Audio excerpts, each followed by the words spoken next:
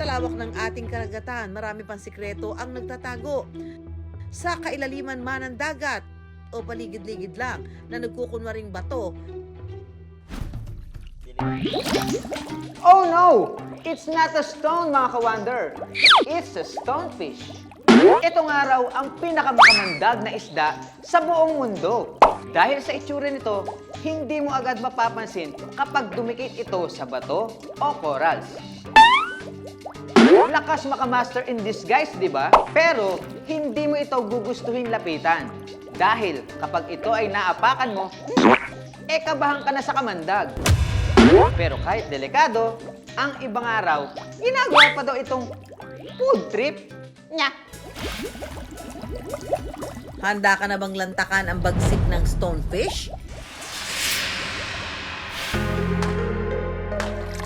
Kilala ang Palawan sa nagsasarapan nitong mga seafood. Hindi na yan kataka-taka dahil sa malinis nitong karagatan at saganang likasyaman. Kaya naman ang pangingisda ang isa sa karaniwang ikinabubuhay ng mga residente rito. Katulad na lang ni Angelo. Iba't ibang klaseng laman dagat na raw ang nahuli niya. Pero ang isa raw sa kanyang hindi malilimutang engkwentro kapag may nakaharap na bantol o stonefish. Yung bantol, mahirap talaga hanapin. Mukha siyang bato. Maraming klase ng paghuli ng bantol. Pwede mo siyang panain, pwede mo rin siyang kamayin. Para safe, pwede mo rin siyang sigpawin. Yung parang net na may bilog. Yun. Gano'n, huwag itong hawak ko. Pinangingilaga ng bantol dahil isang apak lang dito, siguradong aray ko po. At mag-iiwan pa ng mabagsik na kamandag. Nakalason ito kung matutusok ka nung kanyang mga tinik. Kasi yung kanyang toxin ay neurotoxin. Haharangin niya yung pag-transmit ng mga signals. So mangyayari niyan, mapaparalisa yung muscles natin. Yun ang kinamamatay ng mga natutusok ng tinik ng stonefish. Isa sa nakatikim ng bagsik ng stonefish, ang kababata ni Angelo na si Daniel. Di ko napansin, kala ko bato.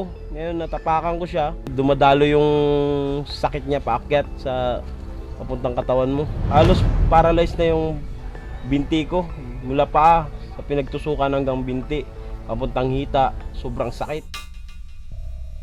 Nang mapuruhan ng kamandag ng stonefish, pinilit niyang makauwi agad para makainom ng gamot para mawala ang kirot.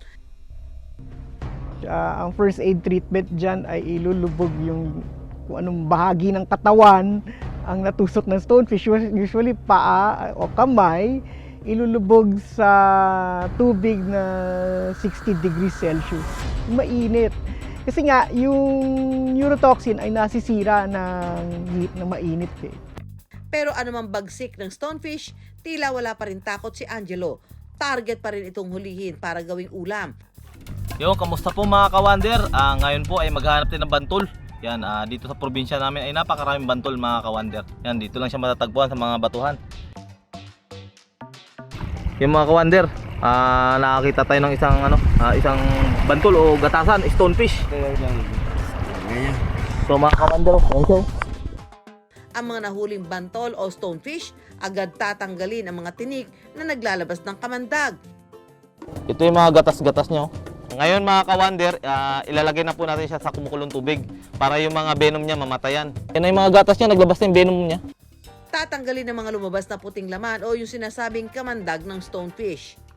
Sunod na tatanggalin ang lamang loob at hihiwain ang laman. Mga kawander, ito lulutuin na po natin yung bantol. Bali na hiwa-hiwa na rin natin na slice. Bali lulutuin po natin to sa ginataan sa tuyo. Ito.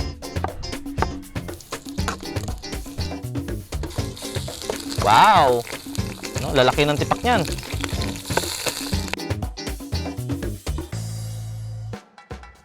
Mga ka-wonder, luto na ang ginataang bantol ni Angelo. Pasado naman kaya ang lasa. Iba sa ibang isda talaga. Ang buto, ang sarap, malinamnam. Pagklase yung krema niya, yung signature na lasa niya, yung medyo mapait. Pero yun talaga yung nagpapasarap doon, yung ano niya, yung krema niya. Kaya wala na itong delikado kainin. Ang sarap nga ito kahit ihaw lang at pwede. Parang lasa talaga ng lapu-lapu.